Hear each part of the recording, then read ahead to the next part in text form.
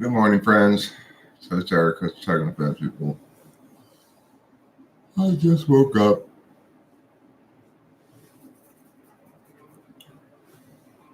My very first thought, as far as titling this live stream, was to title it, Am I Being Censored? Because it's something that Rachel told me last night, but I just had to go easy like Sunday morning. Anyway, I very much plateaued in terms of subscribers. Look, I've had 5.86K subscribers for like months now, basically. And Rachel indicates that there's a fair amount of chatter about this phenomenon being linked to YouTube stops promoting some people, basically. Stop promoting their videos. I would guess if that is the case, it's for people who got a warning. I got a warning for that one C.S. Joseph video, and since then, basically, I haven't gotten any new subscribers. So it's certainly very plausible. What's the takeaway from that? Nothing really. I mean, if that is the case, I'm not going to do anything differently. I'm just going to proceed forward as steady as she goes, you know.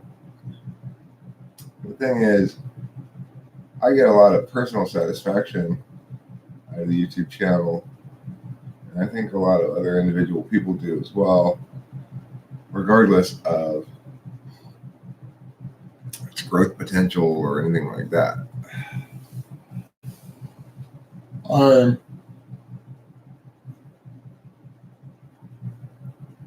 very happy with a recent decision of mine, namely to get a fish tank and get fishing. It's mesmerizing beyond all my expectations, really. And you stand there and watch those fish swim around indefinitely, it seems like. And the fact that I got a bunch of baby guppies in there now is very exciting. I can see the babies even. They're big enough to swim around, and I can see them. Not usually, but I just saw one.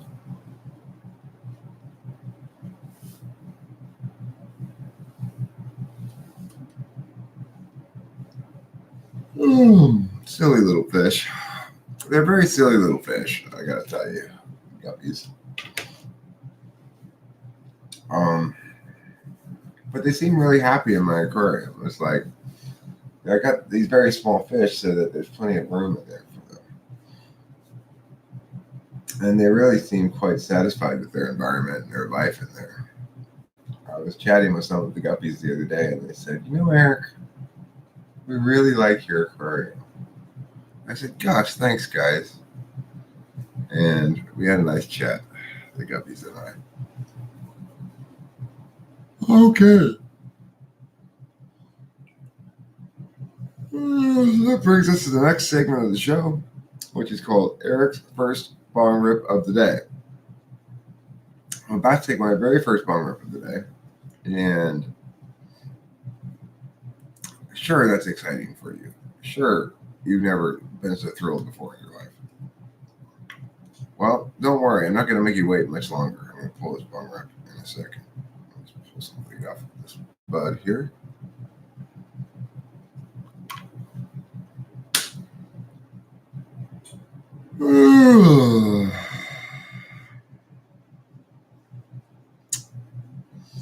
So, you know, today's going to be perhaps a bit of a drag,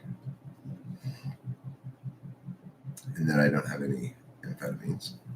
But I basically didn't have any yesterday either. I managed fine. I got a really good night's sleep last night. Which is very significant in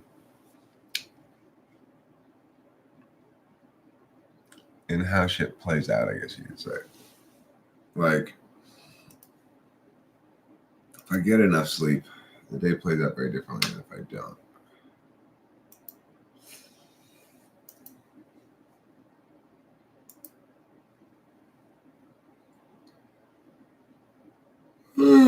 So 9 a.m. on a Saturday morning, 9:35, 9:40 a.m. on a Sunday morning. It's definitely not a time when you're going to get the biggest audience for a live stream.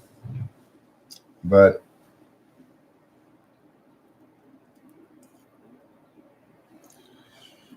it's when I'm awake.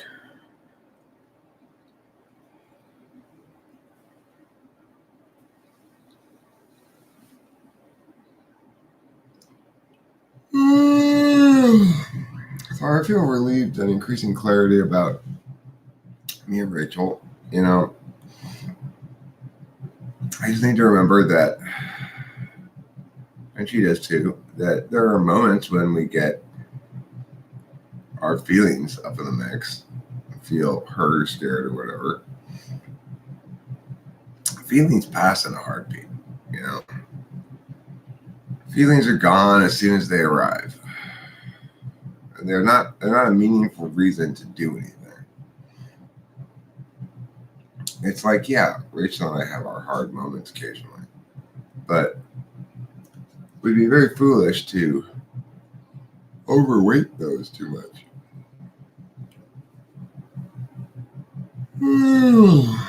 I really think that people are very accustomed by the time they're in their 40s to relationships just not lasting. That, you know, there's always a problem and there's always more fish in the sea and shit like that. I just got up, Joel Nathan Henry.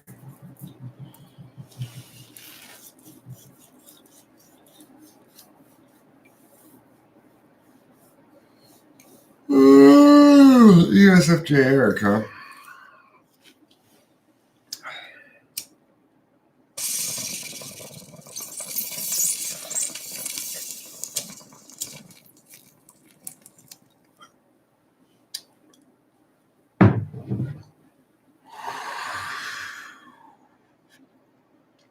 That's one of my favorite mistypings to be called ESFJ. When people tell me they think I'm an ESFJ, they're basically saying, "You're killing it. You're killing it with the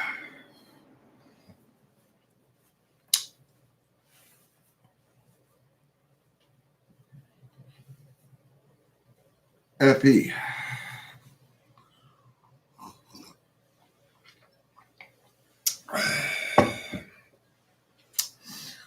Are you trying to clean my bong? Is that what you're trying to do? 0101010101010? Because let me tell you something. It's clean as a whistle. You could do surgery off of that thing. These dark marks are not dirt. They're character.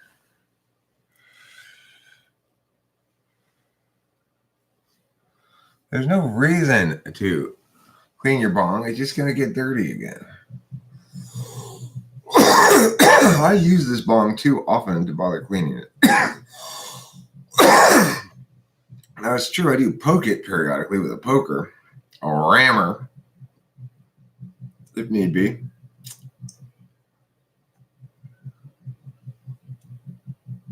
Just stumbled on Jester's Court YouTube page. You know, is he the one who made this really angry video about me? And I didn't watch it.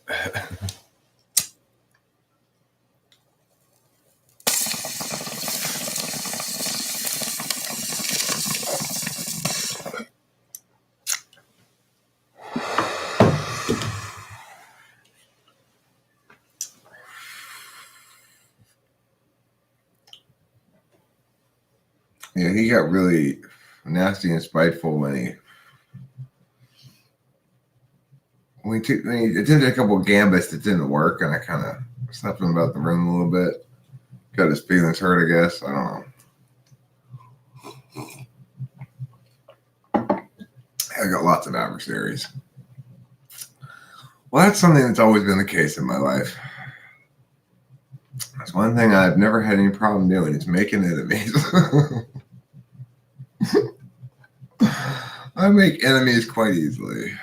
People hate me. I mean, it's like generally, I'd say people have three responses to me. They like me, they're completely indifferent towards me, or they hate me. The people who hate me are interesting because the people who hate me seem to continue paying a lot of attention to me, even though they hate me. And maybe because they hate me. I don't know. That's odd. It's like somebody hates me so much, they spend a lot of their time watching me so that they can hate me some more. That's weird.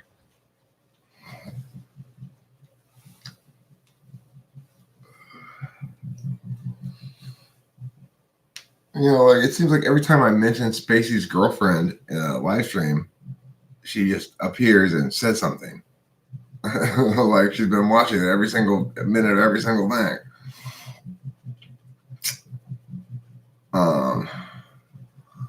I don't think you're a hater, Joel Nathan Henry. I think you're what's known as a wackadoodle. Which is fine. Wackadoodles are welcome around here. My girlfriend's one too. People who hate you are projecting something on or someone specific from their own lives onto you. Maybe. I mean, I don't know. It's like sometimes people are reacting to specific things. Like I have embarrassed them. That happens sometimes. I've embarrassed somebody in a comment or in a live stream, and they need to take me down a notch, and that's it. And they're not going to quit until they do.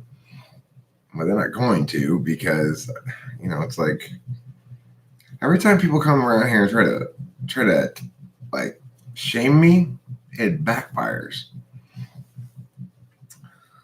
I remember this one live stream where it's like I had a bunch of haters in here, and they were all trying to get me, like with moral stuff. Like, yeah, but you're wicked because, yeah. Every time they'd say something like that, I'd be like, well, actually, here's the truth of the thing regarding that matter. And it would actually end up making me look really good. And it must have been very frustrating for them. Because the thing is, I do walk a narrow path. I walk a narrow path for a reason. It's so people can't get me on shit. It's the other reason why I always acknowledge shit right away. It's so people can't get me. It's proactive defense to be both accountable and walk a narrow path is proactively defensive. It prevents people from having angles of attack on you. It's like most people have secrets and stuff and believe they need to protect their ego with various deceptions, avoidances, or whatever else.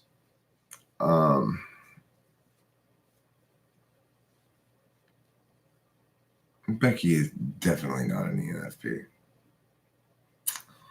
Becky is as ENTP as they come.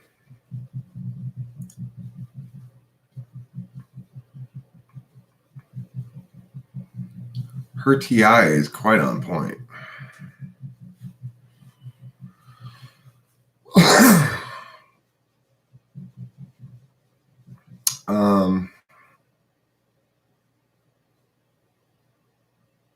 So, the thing is, I don't understand what exactly goes through the haters' heads.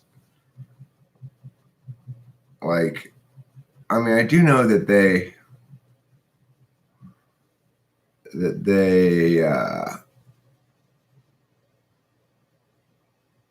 actually thinking about ways in which I'm in the wrong or deserve critique. But I'm not sure if I guess they probably just aren't doing any sort of disinterested calculus on it. I'm not sure. Stop it, Eric. Your bias is showing again. Well, I mean, I don't really feel biased about this particular issue. Doesn't matter to me what type Becky is. She's an ENTP, obviously. But if you don't want to agree, that's fine. You don't have to agree with me.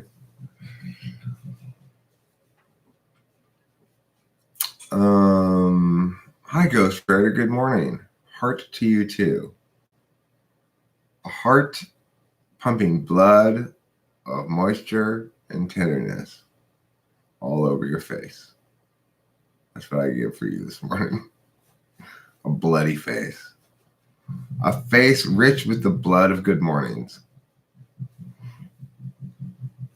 That's what my heart does. Okay.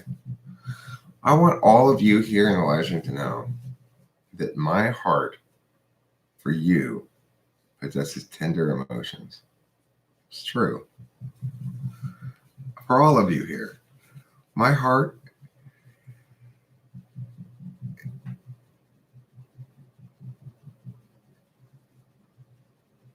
and the case she makes against me absolutely is a TI case. She points out purported inconsistencies between what I say and reality. She's trying to find constantly spots where I'm lying or deceiving. The problem that she has is that I'm not. I'm not saying I never lie, but around here, I very rarely do. And I mean, just generally, I very rarely do.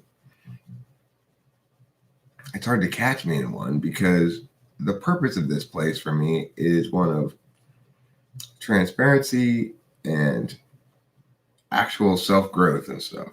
You know, I'm not trying to just position shit one way or the other for purposes of that are manipulative or whatever.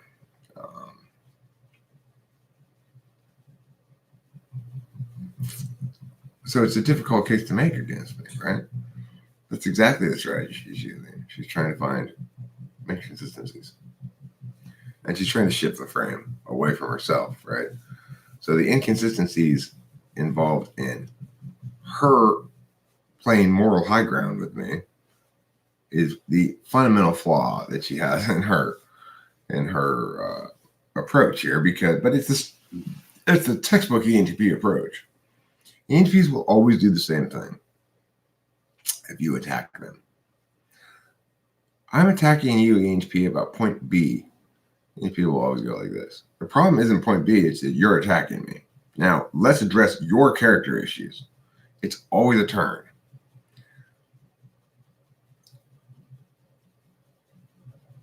I saw a video of a guy calling me out for saying Becky likes sex. I don't believe I ever said Becky likes sex, but if she does, so what?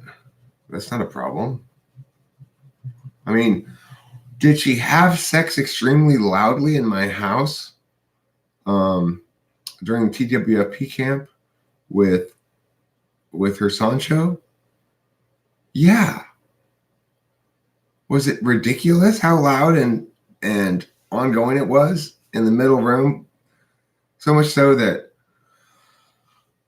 me and the rest of the people at the camp sort of stood upstairs and rolled our eyes because it was just this ridiculous fuckfest of sound. Yeah, that's what happened. Do I blame her for being too loud or something? No. Am I, it's just, I tried to call her out on some basic FE failings here as a guest at my house, basically. Like, hey, you're here at the camp. People are coming to me with problems about this, especially Abraham and Kimberly. That you're not being a good friend or a good house guest, that you're being very selfish, etc. I tried to talk to her about this shit. She didn't want to talk to me about it because she's an ENTP in an early stage of development. And that means she's not very accountable. She thinks she can always turn everything. Every critique, she can always turn it. You never have to accept her critique. It's just not true.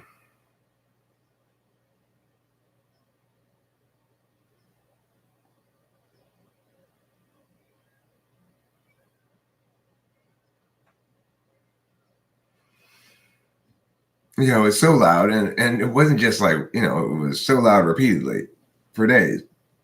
Meanwhile, at the same time, every time we try to like chat with her or have a conversation, say, "Hey, Becky, why don't you come and hang out?" She'd say, "Oh, I'm so constipated. I can't do anything." Well, you can sure take a lot of dick.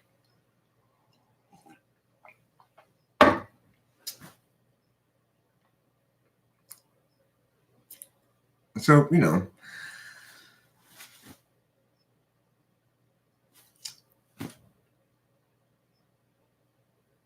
yeah, look, I'm not trying to condemn her. I'm not trying to condemn her. I would agree with you in general that ENFPs are probably more likely to do that than ENTPs, but that doesn't mean she's not an ENTP.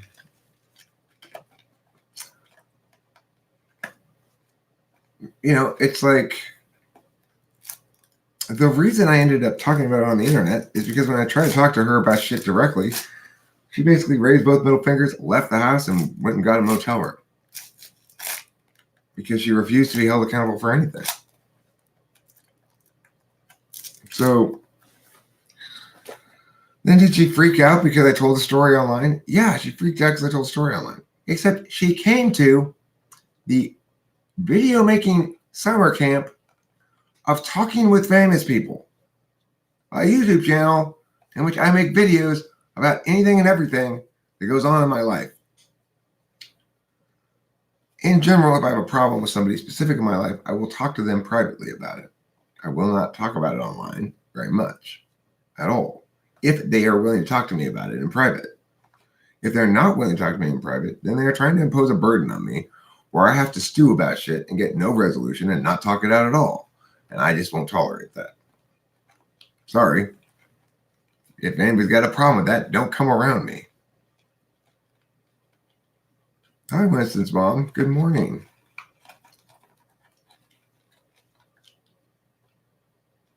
I think she was embarrassed. I don't doubt that. But again,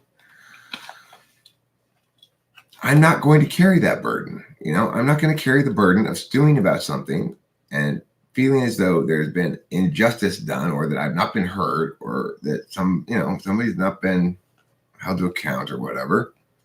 And so I talk about shit on the internet. I talk about, and everybody knows this. Nobody thinks that Eric stays quiet about shit on the internet. No sane person thinks that. So I don't know. When people bitch about shit like that, it's annoying. Winston is a ferret, Theo. Winston is a ferret, one of several ferrets that gather together around Winston's mom's feet and squeak their squeaks at her, saying, "We are here. You're ferrets. Feed us."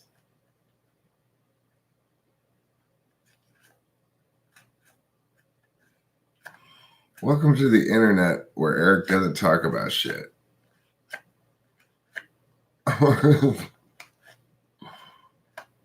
How is what connected? Oh, connected to a Kundalini awakening. Where's my Kundalini? Is it next to my chode? I think it is. I think my Kundalini is between my chode and my scrotum. I'm going to smoke this cigarette. Now that Winston's mom is here, I can reliably ask you guys. I can feel safe asking you guys. If you don't mind, please, if you don't mind, can you chat amongst yourselves for a minute? My Kundalini's in my spine. I think it's between my chode and my scrotum.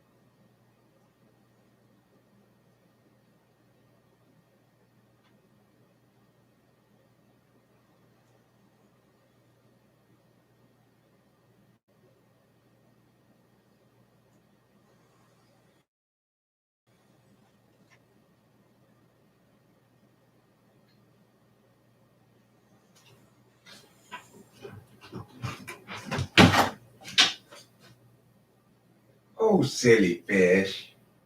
Why are you so silly?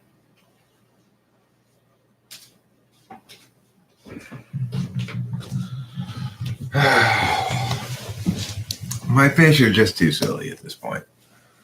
Swimming around, looking at stuff, eating little bits of food. It's crazy. I have an aquarium, yes. It's full of pet fish.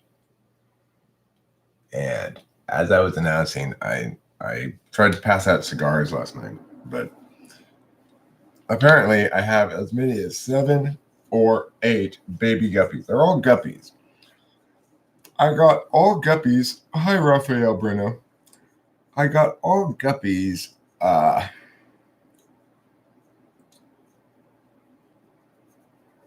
And they have babies. They've got like 7 or 8 babies now. And it's like only a week old this time. And I've already got babies. So obviously I'm doing something right. The DTs are what people get who are real alcoholics. Now, what do I mean by a real alcoholic? 'Cause I was certainly a real drunk. But a real alcoholic is physically addicted to alcohol. I never had any symptoms from quitting alcohol because I was never physically addicted to it. Compared to a lot of alcoholics, I was not a big drinker in the sense that I was a lightweight. It never took me more than a half pint and a beer or two to get me just passed out drunk. You hear about alcoholics putting away a handle in a day or something. Never in a billion years would I able to do that. Would I have been able to do that? But people who drink a lot like that, they can get physically addicted to alcohol, and then when they quit, they get DTs, which is delirium tremens, which is some people get what's called wet brain, but it's actually dry brain. If you drink too much alcohol, your brain loses some of its liquidity or something, and then you have brain damage basically, and you can't think properly afterwards. Fortunately, because I'm skinny and have high metabolism and stuff, I simply was never took that much alcohol to get me drunk. And so I never got physically addicted to alcohol, which is fortunate, obviously. I did get physically habituated to the warm feeling of alcohol going down in my stomach, which was very satisfying feeling, and one that I had to give up and mourn the death of. That's the thing about quitting drinking. What you really have to do, and it's funny because Lisa's mom used this as an example of something that doesn't help. But the advice is very simple. Just don't drink. You have to make a firm decision and a real decision that you're done with it. You have to mourn its loss for real. You have to eliminate from your head any possibility that you might return to it. You have to I had to build massive TI walls around every possible extrovertedly intuitive way that I can justify or get around the reality that I can't handle that shit. My body doesn't respond to caffeine at all, basically. It's I'm just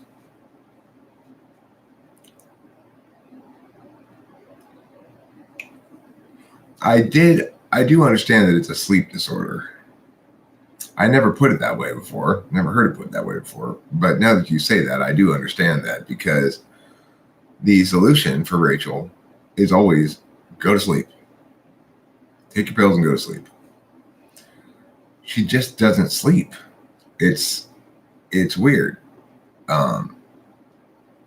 Even with heavy drugs in her system, she doesn't sleep very well. She doesn't sleep very deeply.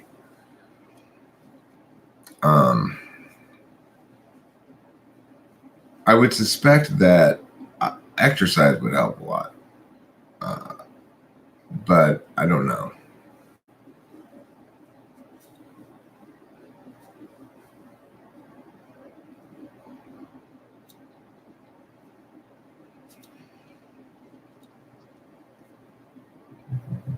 So, that's the thing about alcohol. It's a little different than other kind of addictions.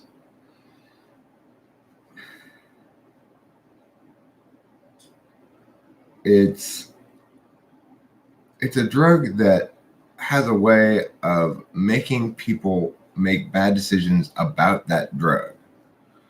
And so, and it's unique in that regard. There's not really any other drug that I've ever taken that negatively impacts my judgment. Drugs negatively impact lots of things, but increasing the chance of using poor judgment is not one of the things that drugs does to me usually. So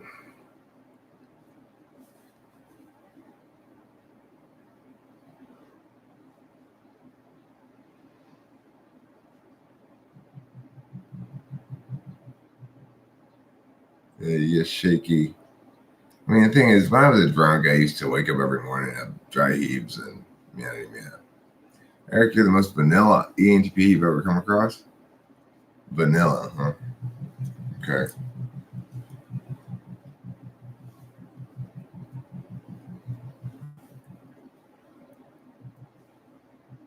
Yeah, exactly, Dolan. I'm the same way with it.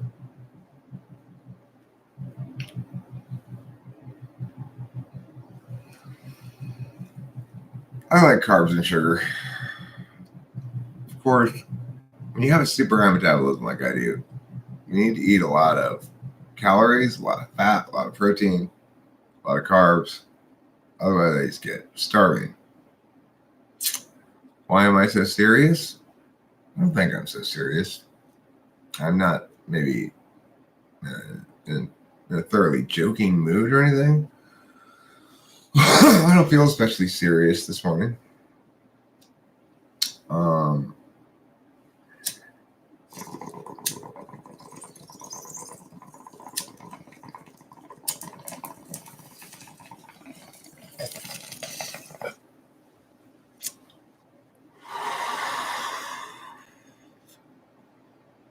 I could see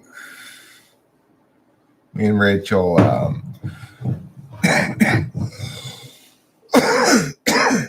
eventually starting some sort of exercise routine.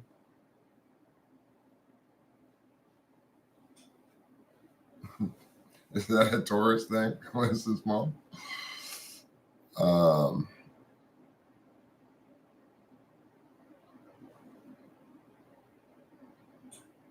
A suit cast? Oh, a suitcase. Yeah, you need some Febreze. My FE is ENFJ level. You seem to have a lot more regard for my FE than most people do. What is Rachel's sun sign? Her birthday is January 16th. It's coming up soon.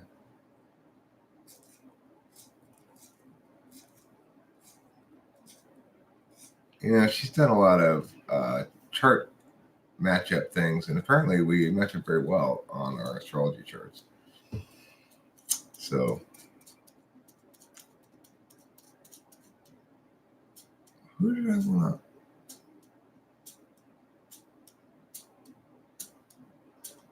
Oh, right. Speaking of Rachel, I realized after last night's stream that I pulled a clarifying card for Horse Mumbler and his tower card, but I never pulled a clarifying card for Rachel's tower card. So I'm just going to pull another card for Rachel this morning and see how she's doing.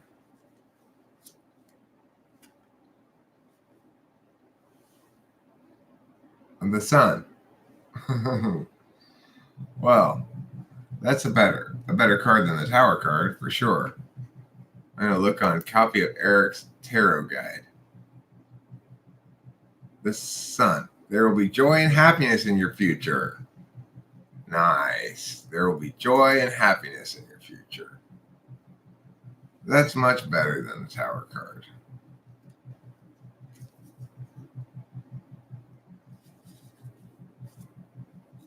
I don't know, SIXS or something. Joel Nathan Henry, you keep hammering this point. What are you looking for as a response from me? You want me to get all upset? You want me to be like, no, no? Or what? Here's a card for you, Joel Nathan Henry.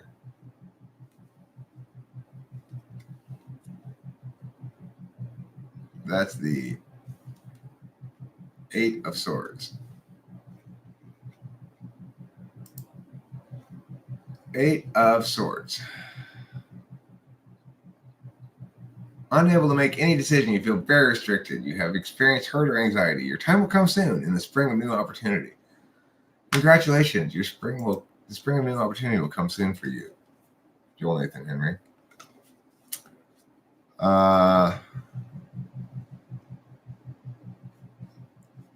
Capricorn is I use, Taurus is I have. Interesting. Now, Winston's mom, you got kind of a dark card yesterday. Let's see if today's card is a little bit better for you. I want to cleanse that tarot palette. Okay.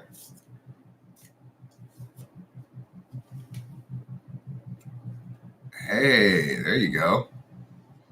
3 of Cups. That's reunion. Mia. Yeah, listen, Dolan, what you need is to carry a nosegay. Okay? Carry a nosegay. Maybe you need to Google nosegay, Dolan.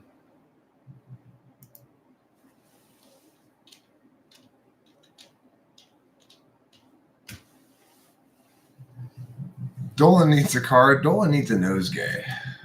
All right, Dolan, here's your card.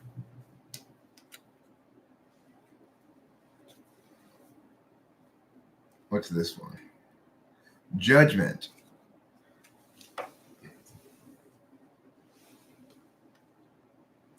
Judgment, number 20. As you can see, there's a dude, a chick, and a baby.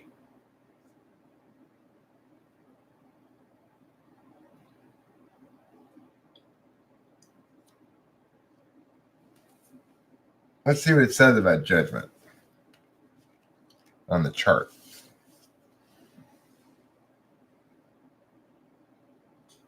Google it. You don't know what a nosegay is. A nosegay, I will Google it and read the thing to you. Okay, so what was that one again? Judgment.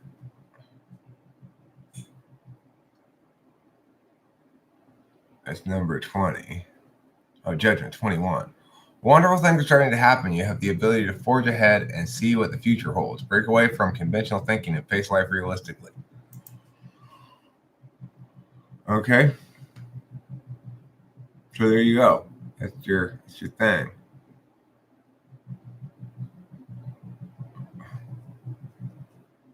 So I will Google nosegay now. It's a good word to have in your vocabulary. For instances like this, when you need to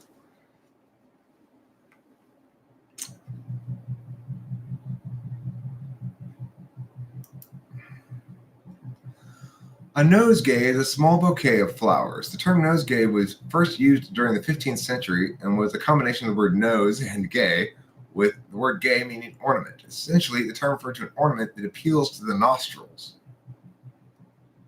Okay? An ornament that appeals to the nostrils. That's what you need. That's what you need, Dolan, is an ornament that appeals to the nostrils. Okay. Let's see. Ghost Rider. You're the one who suggested the nosegay. Therefore, you're the next one who gets a card. The Hermit. He's got a stick and it's on fire. He's got a fiery stick. He's got a stick and it's on fire. Watch out, you'll get burned. His stick's on fire, as you can see. It's like a little miniature sun. You gonna hit me with a stick? No, Ghost Rider, don't hit me with a stick. Hit that guy down there instead. Who's reaching for your stick? Hit that guy. Just pop him right in the face with your burning part.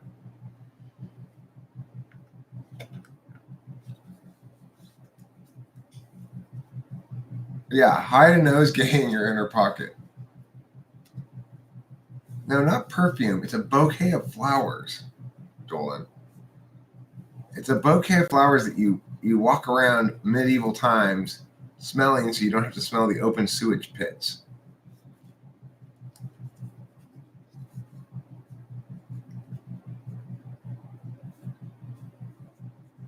This card's for me.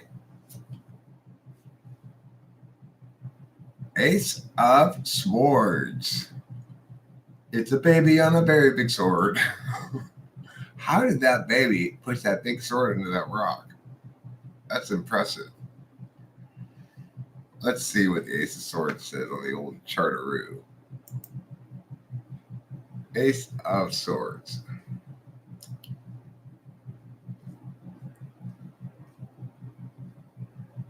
The seeds of success and triumph are taking root.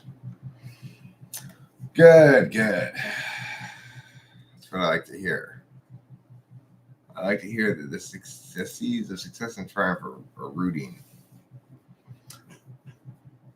Does Kitty want to come in again? Kitty's playing In and Out Kitty today.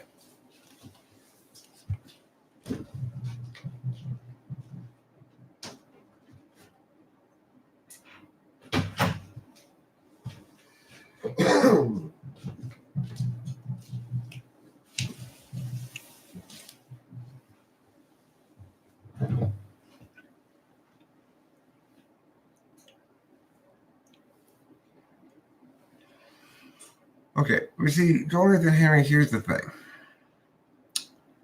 You're not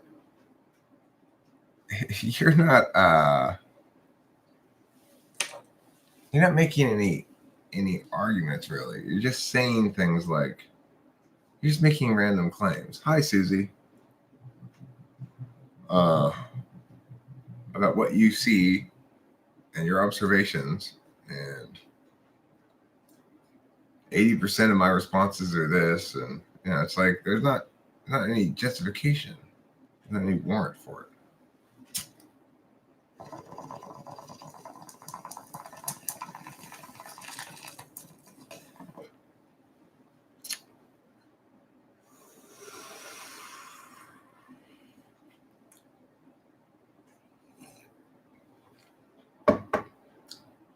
Yeah, that's Susie Poo. Susie Poozy. Mrs. Abraham.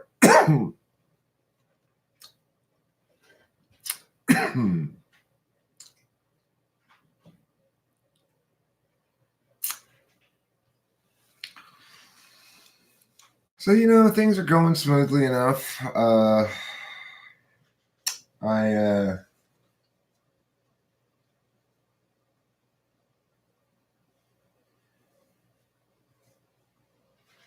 It's odd to be in a place of feeling rather, I guess, settled and in flux concurrently, which is an odd state to be in. I feel comfortable, settled, less stressed than I have in recent weeks, resolved, comfortable, more confident in my decisions than I was before, interestingly.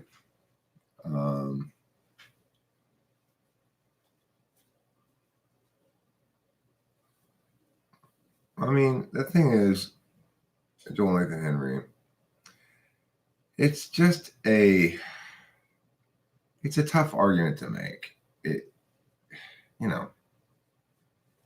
you really want to make that argument that I'm an ESFJ, you're certainly entitled to do so, but it's not an easy argument to make. How is Rachel doing? She's doing well. She's doing really well. And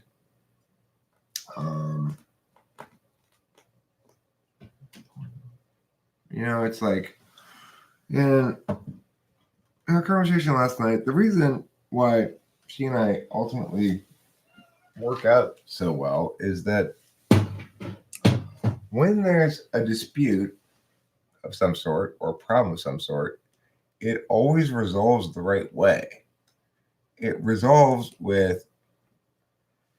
mutual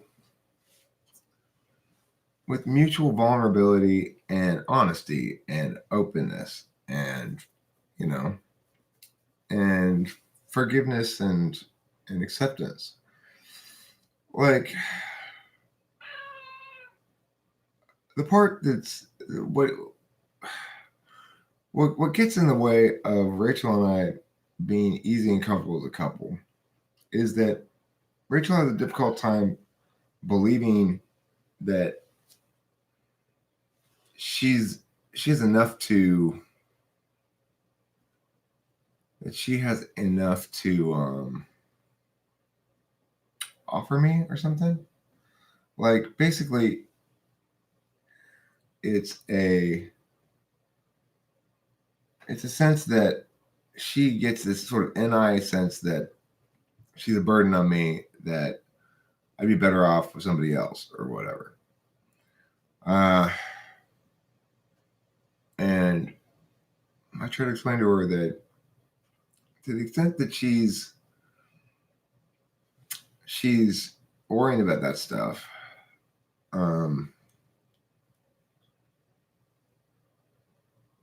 she's not understanding what it is I'm looking for, and she's not understanding how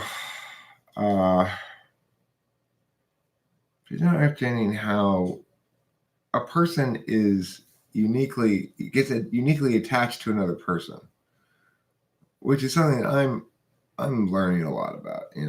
It's the relationship with Kimberly was difficult for me because the abruptness of the severance at the end, and it left me with a lot of psychic wounds. I still feel for the woman. It's like I wanted the two of us to be a mutual solution, and it just wasn't in the cards. But it doesn't change the fact that I feel responsible for her fate in some sense. And the older I get, the more seriously I take the SI imprints like that. It's not easy at all for me to attach to somebody and then detach and replace that person or something like that. It's not in my nature. It's not comfortable for me at all. And I take seriously the person that I'm with, and I take seriously that relationship to the best of my ability. The thing is, exactly when it's mom, Rachel needs extra reassurance, validation, affirmation, and stuff, which is fine because she's willing to be honest with me about that. I heard Megan LaVota one time talking about a relationship she had where they ended up breaking up because the partner had trouble thinking himself good enough for her. That won't ever cause me and Rachel to break up because we can be honest about the fact that that's what's happening to some extent. I mean, not to some extent. We can be honest about it and we can talk about it. And I'm quite confident that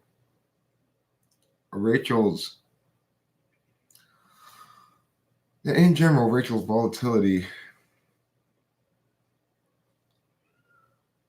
is somewhat linked to uncertainty about her statuses in life and her plans in life and stuff like that. And I can see how healing it is to be in a relationship where she's getting genuinely unconditional love. Like I love her because we're a great match. We get along really well. We can spend extended periods of time in close company without problems. Um, her mental health shit is manageable, and even when it's acting out, even when it's in its more most extreme manifestation, it's not dangerous or scary. It's ugly, but it's not dangerous or scary. I afford her the following thing, which I think is absolutely essential for basically most people's growth, which is I afford her a mistake tolerant environment as a relationship partner. I am not looking to capitalize on her mistakes to punish her or break up with her. And it doesn't matter. It's like, when she comes to me and says something like,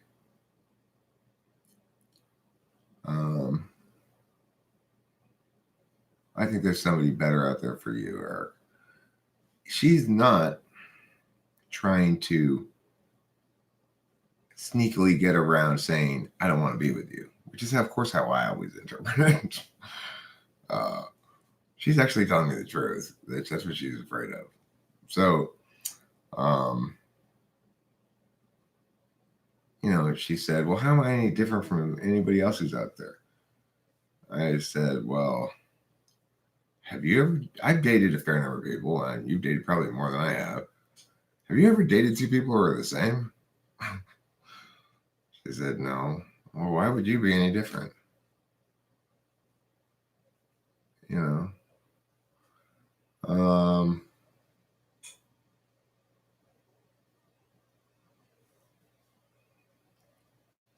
The thing is, when there's somebody who understands you and gets that you're acting out,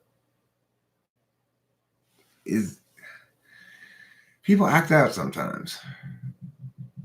Are you a real friend to that person, or are you really an adversary? It depends on what you do with that.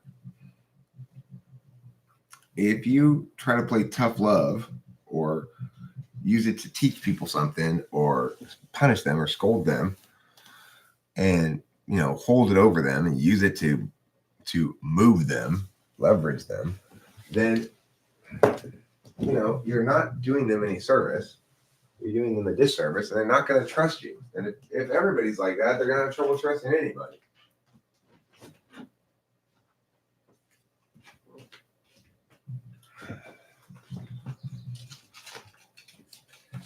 I got to smoke this cigarette. Winston's mom, can you ask everybody the question for me, because I'm embarrassed to ask it again. You know what question? You know the important question that needs to be asked.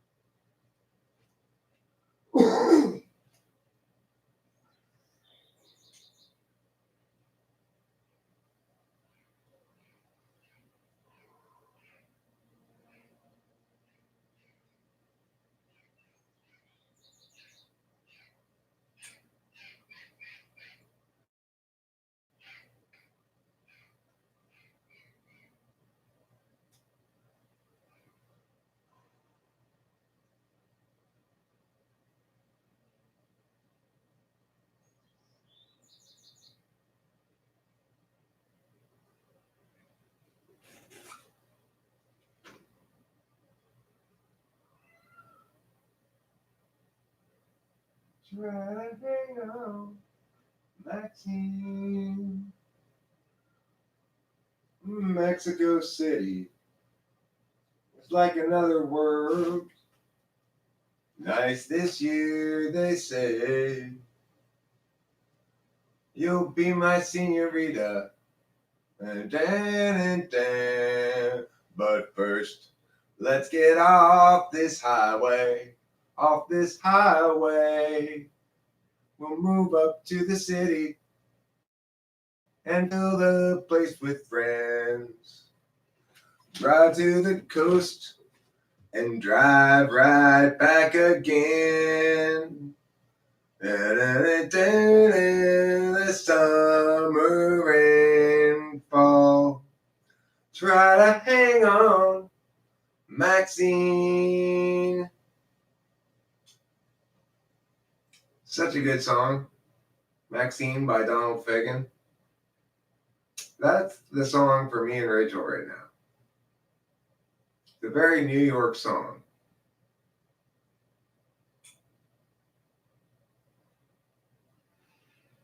Very New York song, and the middle part of it, or whatever, like the central theme, I guess, of it is try to hang on, Maxine. Like they have to wait for something. I don't know what it is, but I don't know. That song just, when I was listening to that album Nightfly the other night when I was lying in bed. Such an amazing album. But that song struck me as the song of the now for me. Like, it's a song of the next few months. Maxine by Donald Fagen.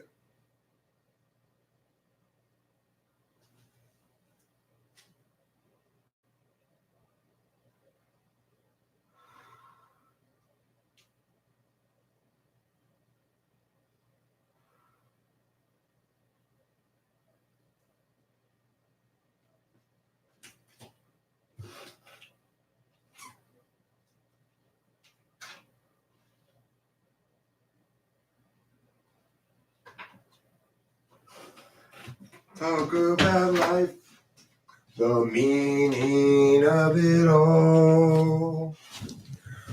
Try to make sense of the summer rainfall. Try to hang on, Maxine.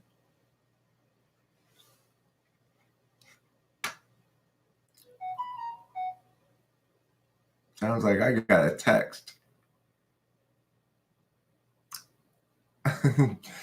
What's this wrong? That's not the question. The question was supposed to be,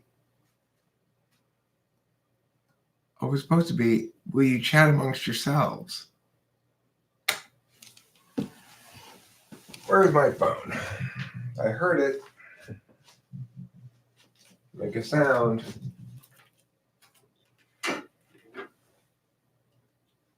I'll be your senorita. Oh, first, let's get off this highway. Off this highway. Move up to Manhattan and fill the place with friends. Drive to the coast and drive right back again. Okay, horse mumbler, since you're here. Piao. Justice. Time for some justice in your life, okay? Time to experience a little justice. Street justice. It's street justice time, horse mumbler.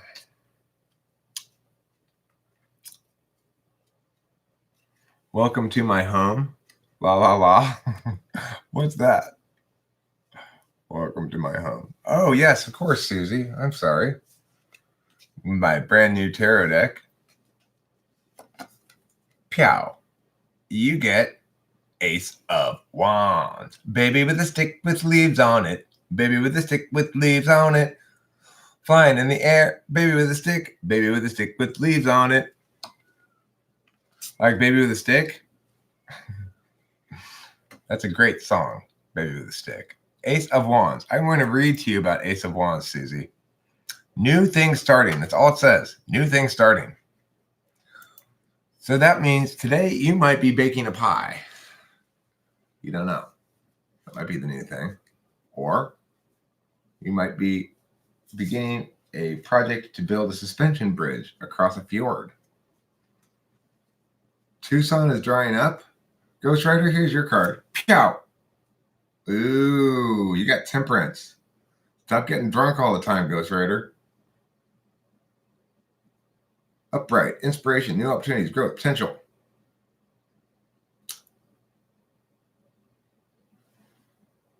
Now, temperance means Ghost Rider, lay off the sauce. Too bad I'm Danish. Too bad I'm Danish is a great name for an album. It really is. Temperance means moderation, basically. So whatever it is you like to do, do it in moderation. Don't go excessive with shit. Don't spend all of your time on talking with famous people live streams.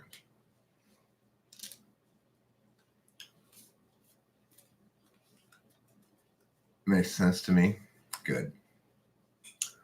I'm going to pull a card for Raycello. Pull a card for Isaiah Rude. I'm going to pull a card for Raycello and Isaiah Rude. Here's a card for Raycello, King of Swords. Here's a card for Isaiah Rude, King of Pentacles. And here's a card for them as a couple.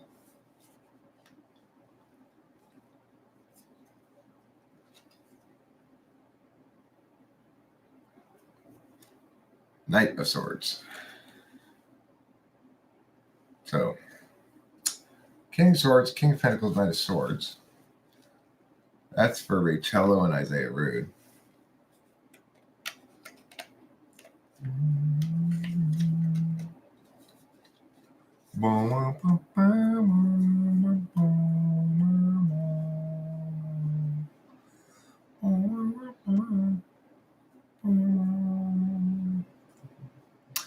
You went to the wrong lecture this week. Now I will sign up for it. It was hilarious. Lecturer tried to give me a hard time for being late. Gave all a good laugh when it came to light. I was not supposed to be there.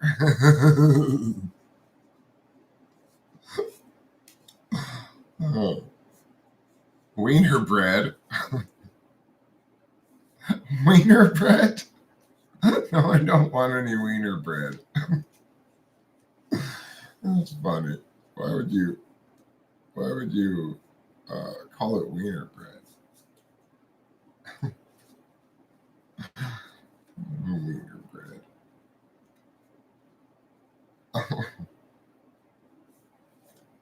What was the lecture about, Susie?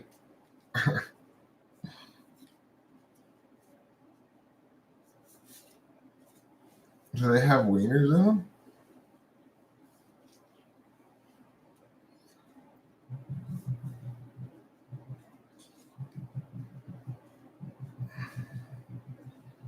Here's a card for Abraham, Susie.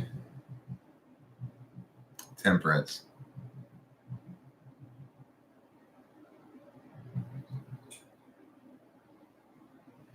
Abraham, better stop drinking so much.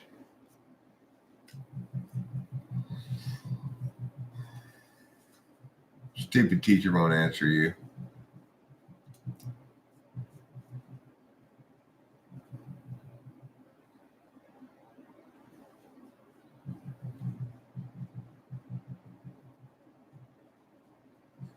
Tucson, Arizona. Don't forget Winona.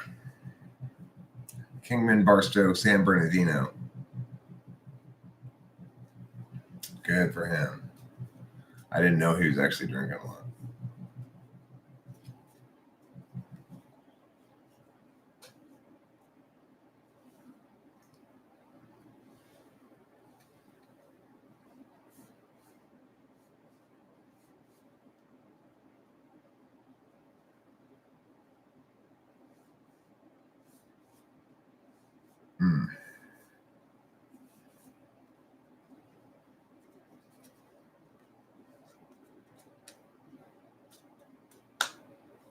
The meaning of it all.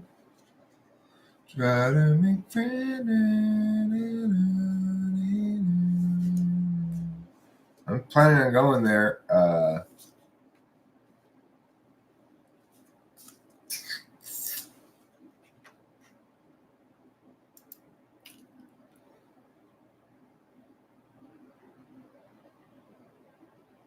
Probably like the 16th, maybe the 17th or 18th. 19th would probably be cheapest, actually, Sunday. I could go. I could stay Sunday night. Could leave Sunday morning, stay Sunday night, come back Monday. That's a very feasible journey. Let me see how long it is to drive from here to Tucson, Arizona.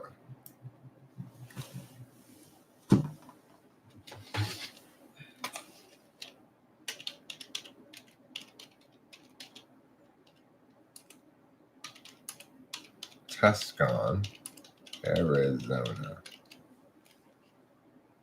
6 hours. That's not bad. 6.5 hours.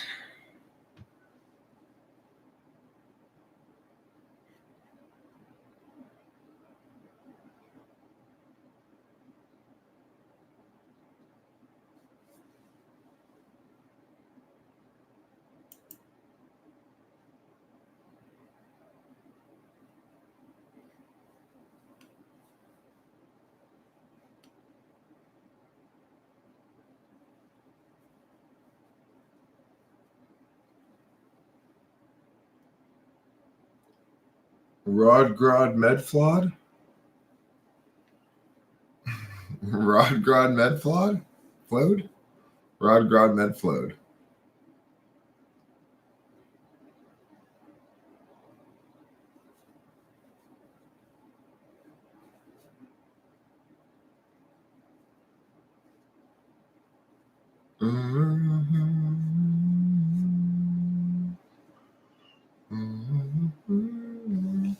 I left on Sunday morning. Like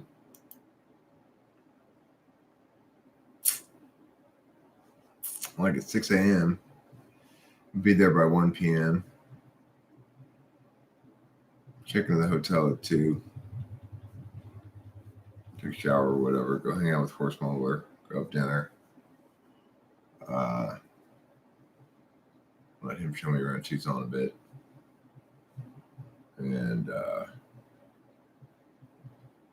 maybe make another video next morning or something. And then head back home. Be home by Monday evening. Tuesday, I'm supposed to meet with Jake Forrest. Or I don't know if it's actually Tuesday. She's going to be in town on Tuesday, Wednesday, or something like that. So we'll probably go get coffee and make a video during that time period. And I've indicated we'll go make a video someplace in a public location just to avoid even the appearance impropriety, since she is an attractive young female and I am a heterosexual male. So how does Sunday sound, Horse Mumbler?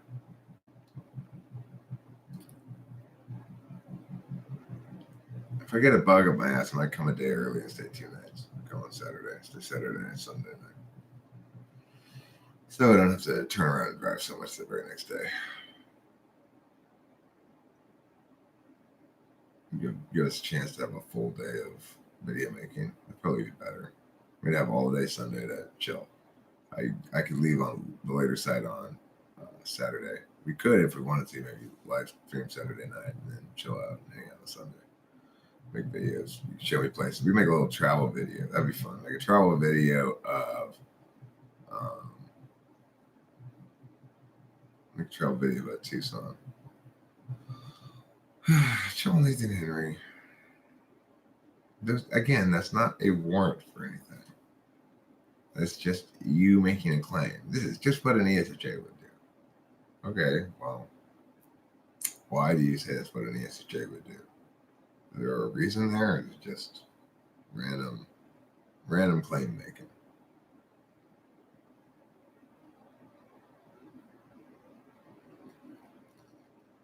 I like the desert. I like the mountains. I like the desert and mountains better than I like the beach for sure. I've never liked the beach really.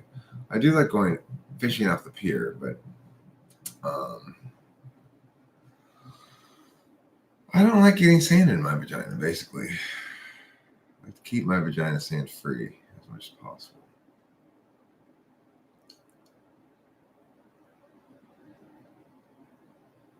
That's all right. I'll get a motel. I'd rather have my own place to crash and sleep and set up my own little Eric-y ways. Yeah, I've never liked the beach. I've always preferred the mountains. I've always preferred avoiding the sand and the salt and the sun and all that shit. No banning Jeeves forever. Jeeves is probably just in a bad mood, you know?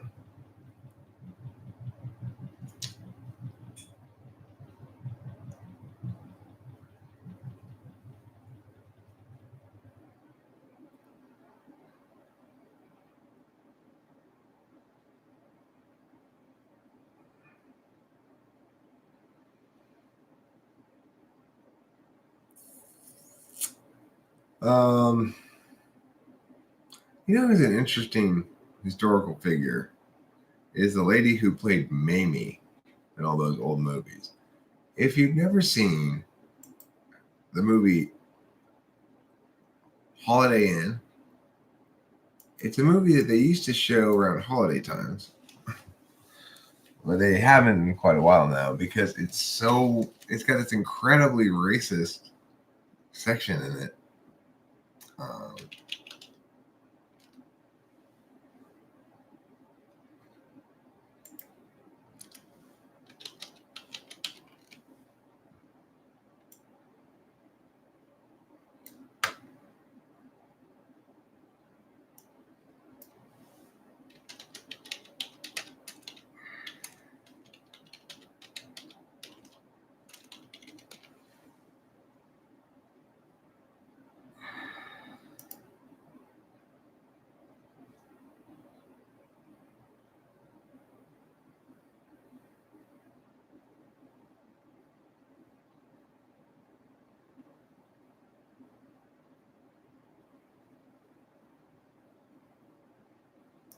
Louise Beavers, that's her name.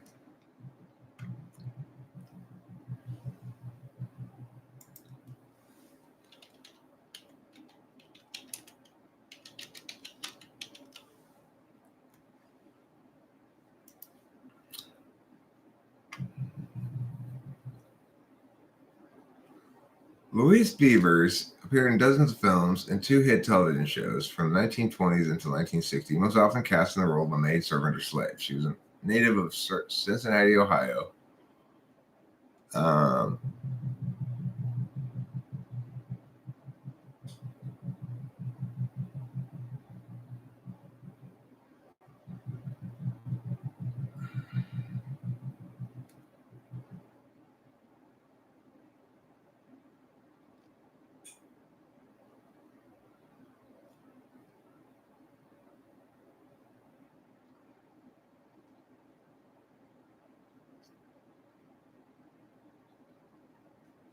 um,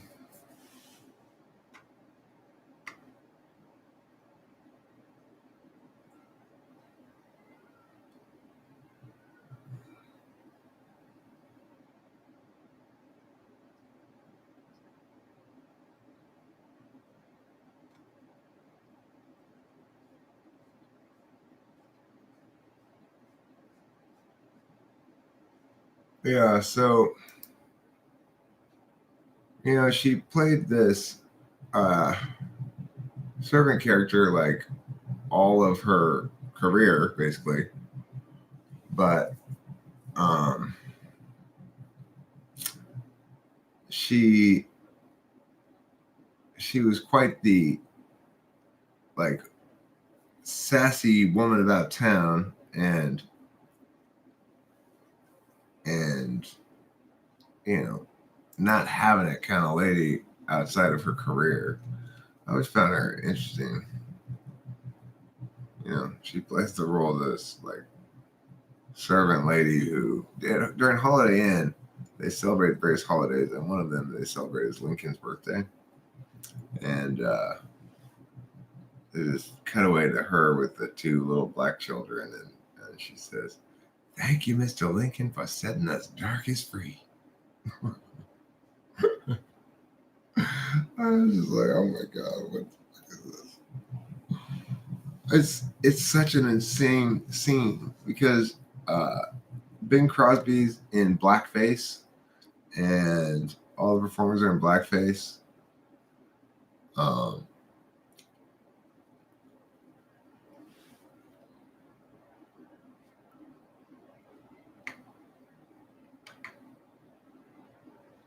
Maybe I am thinking of Hattie McDaniels. I might be thinking of her.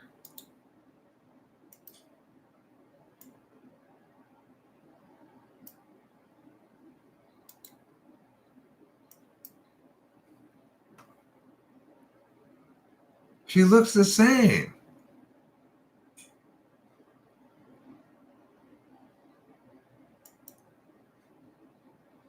Yeah, I am thinking of her. Oh my god, she looks the same.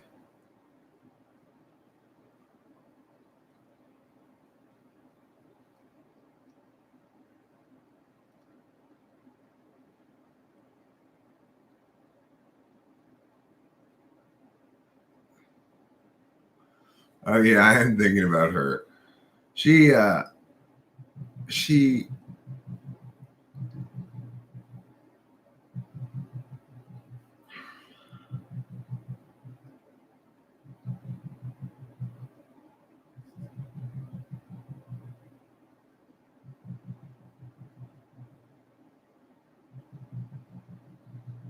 yeah, she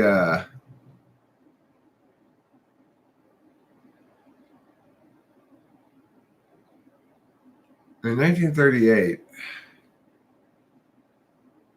Negroes willing and able to pay $15,000 and up for Heights property began moving into the old eclectic mansions. Many were movie folk, actresses, Louise Beavers, who's Haiti McDaniel, Ethel Waters, etc. They improved their holdings, kept their well-defined ways, quickly won more than tolerance from most of their white neighbors, with some whites refusing to be comforted and referred to the original racial restriction covenant that came with the development of West Adams Heights back in 1902, which restricted non-Caucasians from owning property. For 7 years, they tried to enforce it, but failed. Then they went to court.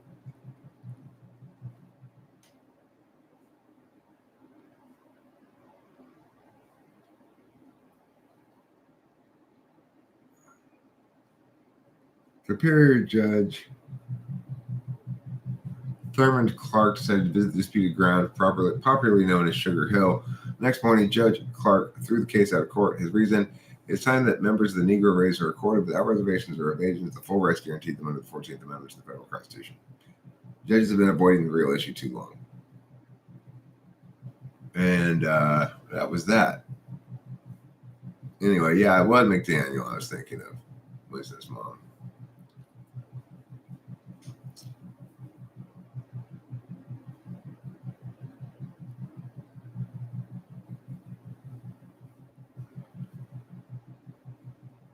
Some attacked McDaniel for being an Uncle Tom, a person willing to advance personally by perpetuating racial stereotypes by being an agreeable agent of offensive racial restrictions. McDaniel characterized these challenges as class-based biases against domestics, a claim the white colonists seemed to accept. And she reportedly said, "Why should I complain about making $700 a week playing a maid? If I didn't, I'd be making $7 a week being one." I love that shit. That's fantastic. That's exactly who I was talking about, Mrs. Baum. Thank you for correcting me. I didn't find it confusing when I read that thing about that other lady. And,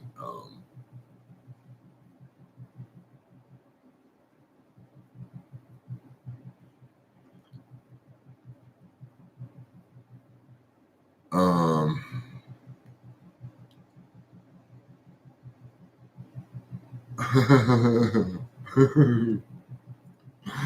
Oh, this is one that's funny.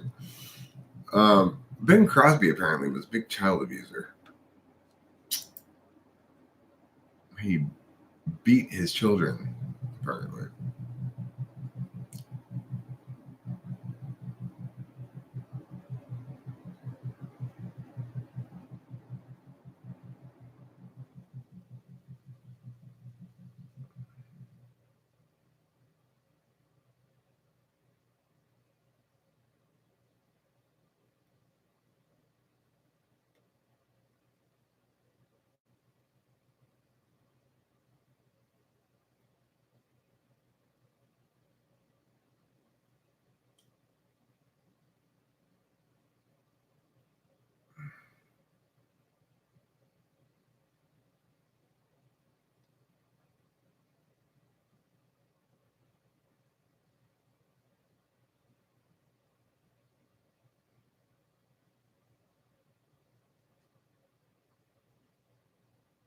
Hmm.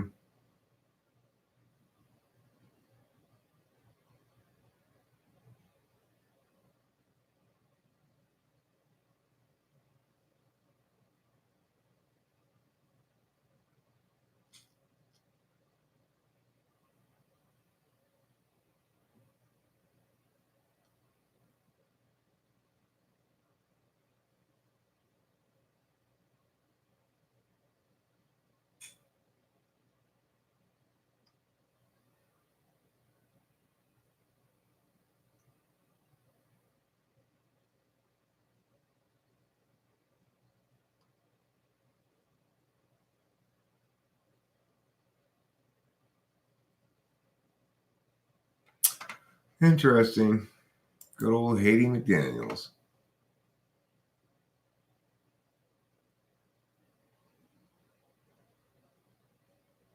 Ben was a real bastard. He did wear a trilby after all. He was really strict and religious. Yes, he beat the boys when they wrote books. His second family had a TV show. His daughter was shot by JR in Dallas. Really? Hmm. Interesting.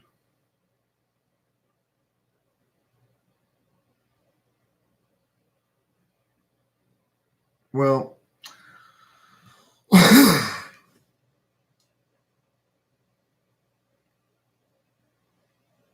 feeling kind of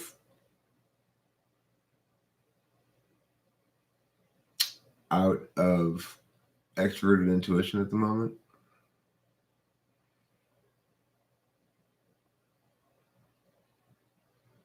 I don't think I've seen that list as well.